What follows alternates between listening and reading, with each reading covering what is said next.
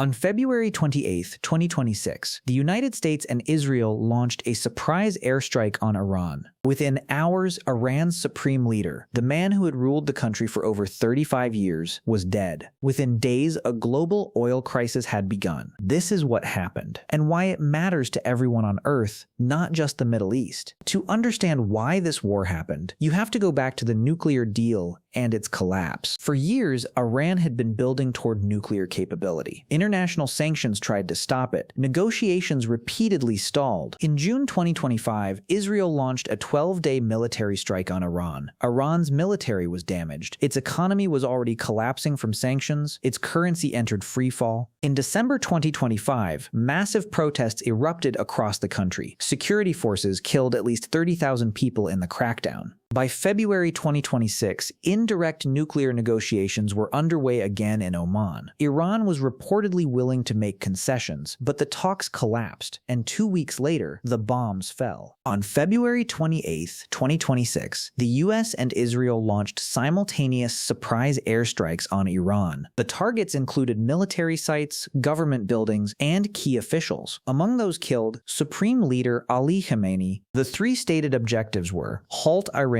nuclear program, neutralize its ballistic missile capability, and dismantle the armed networks it had funded across the region for decades, Hezbollah, Hamas, and others. Iran had not been given warning. There were no ultimatums. The strikes began during ongoing negotiations. 2 days after Khamenei's assassination, Hezbollah in Lebanon launched projectiles toward Israel. Israel responded with airstrikes. The Israel-Hezbollah war, which had been quiet, reopened as a second front. The conflict quickly spread beyond Iran itself. Thousands were dead in Iran and Lebanon. Dozens were killed in Israel and Gulf Arab states. More than 1/6 of Lebanon's entire population was displaced. A regional war had become the reality that policymakers had spent years trying to avoid. Here is where the war stopped being just a Middle East story and became your story. The Strait of Hormuz is a narrow passage in the Persian Gulf. About 20% of global petroleum and 20% of global liquefied natural gas passes through it every year. Before the war, around 3,000 ships used it every month. On March 4th, Iran declared the strait closed and began attacking ships attempting to transit it. Within days, crude oil ship traffic dropped 95%. LNG ships dropped 99%.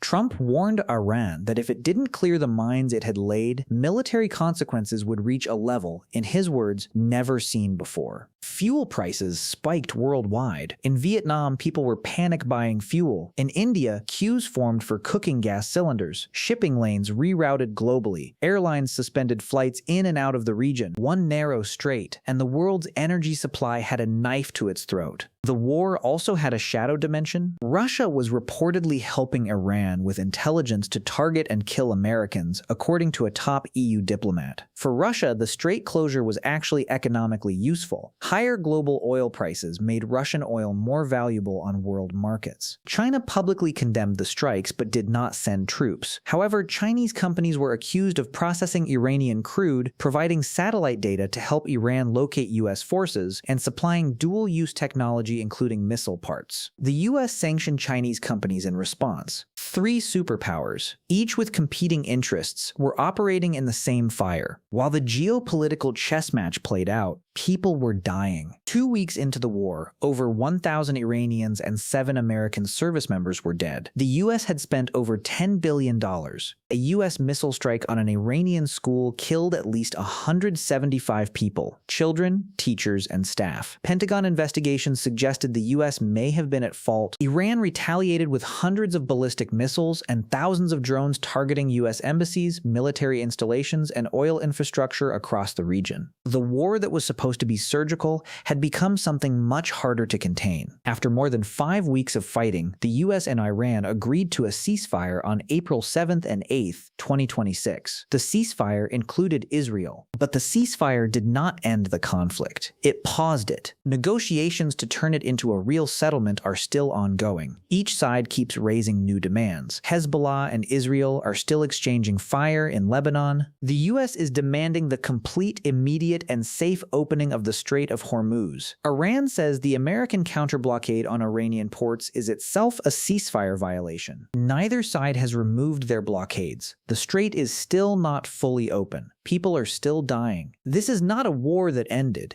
It is a war that paused. Here is what the 2026 Iran war actually revealed. The global economy has a structural weakness, a narrow strip of water in the Persian Gulf that one country can threaten to hold hostage. Nuclear deterrence failed as a framework. Years of negotiations, deals, and sanctions did not prevent this. Something changed when an actor decided the risk was worth it. And the proxy war architecture built over decades, Iran funding Hezbollah, Hezbollah threatening Israel, can unravel into a multi-front catastrophe faster than anyone's crisis management systems can respond. The ceasefire may hold, or it may not, but the conditions that created this war have not gone away. The strait is still critical. The nuclear ambitions are still there. The grievances on all sides are still unresolved. The story is not over. It is between chapters. Like and subscribe for more videos.